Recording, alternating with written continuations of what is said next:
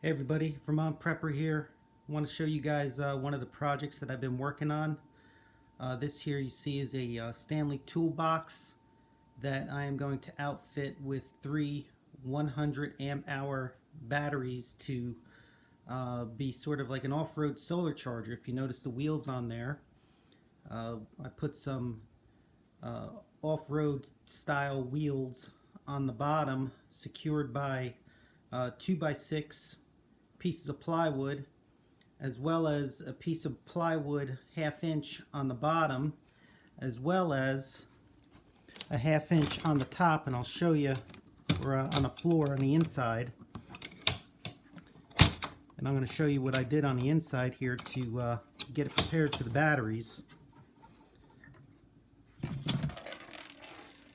So as you see here, I have one of the batteries in already. I have some battery trays that I purchased off eBay. This is a Windy Nation 100 amp hour battery. I'm going to get 2 more of those. And you see I put some plywood on the floor as well, because this thing is going to be about 250 pounds when it's done, and I want to make sure that it doesn't blow up or sag if you're getting it on a trail or something, or if you're driving it on a trail.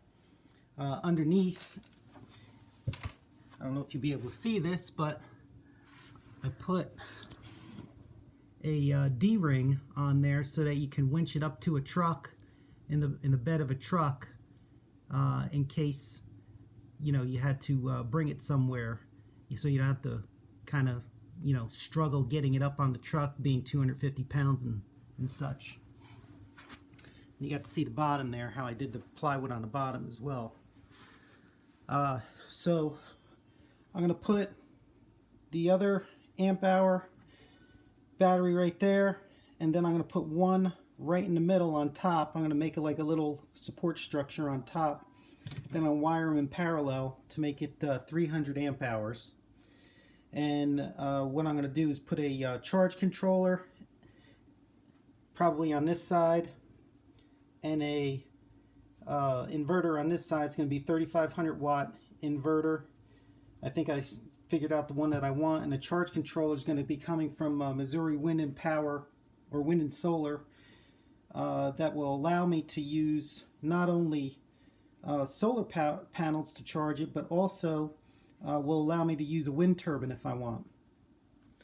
Alright, so that's that for right now, and I'm going to put some outlets on the outside. There'll be voltage indicators, all that kind of stuff. So it's going to be a project that's going to take me a while to complete, namely because it's going to cost a fair amount.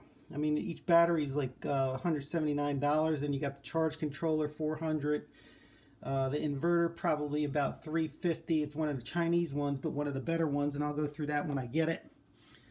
And then all of the wiring and solar panels. What I'm going to do, and I'll show you the panels that I'm going to be using. These are 2 of them. These are the Mighty Max solar panels, and it's hard to see right there, but there's really nothing to see. It's a regular solar panel, 150 watts each, and I'm going to be using 2 of those, as well as 2 of the Renogy 150 watt panels. I got some good used ones off eBay. They look brand new to me, for about 300 bucks for both of them, free shipping. Alright, so the second thing I did is I built a solar water heater, and this thing's complete. So basically I used a Brute trash can, and Brute's pretty cool because it's one of those stronger trash cans. This is a 20 gallon, and it actually comes with a little platform that, if you could see, has wheels on them, so I can wheel this around my apartment.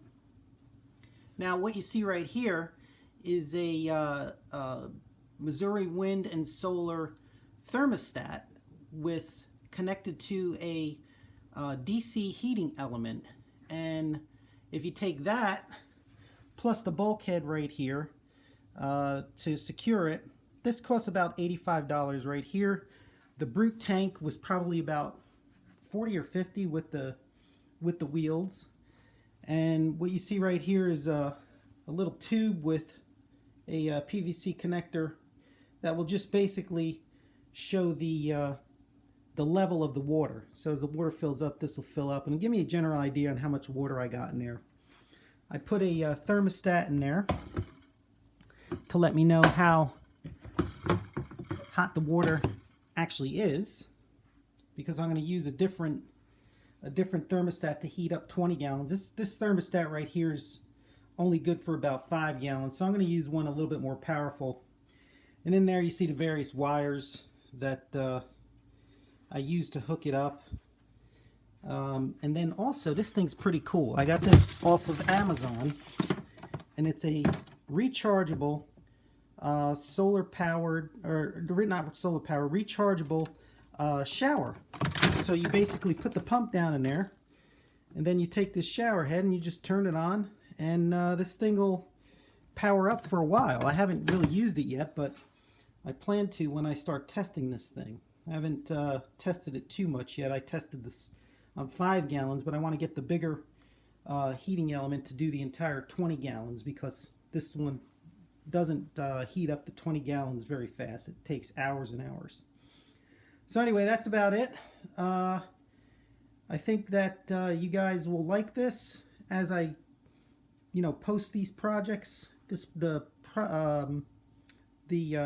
progress of this project, and this is only part 1. More to come, and I'll probably be getting more into detail as far as like the wiring, things like that, type of wire I'm going to be using, the gauge, all that kind of thing. So if you wanted to do it yourself, hopefully I'll be able to explain it well enough that you'll be able to do it. Go ahead and comment or email me with any questions, and hit subscribe. And as always, if you like what I'm doing, it's great if you guys hit the like button and or subscribe to me. Put in some comments. That always helps. Or ideas. I'm always open to new ideas, as this is all learning for me. It's self-taught. I haven't had any formal training. Anyways, thanks everybody, and as always, be prepared.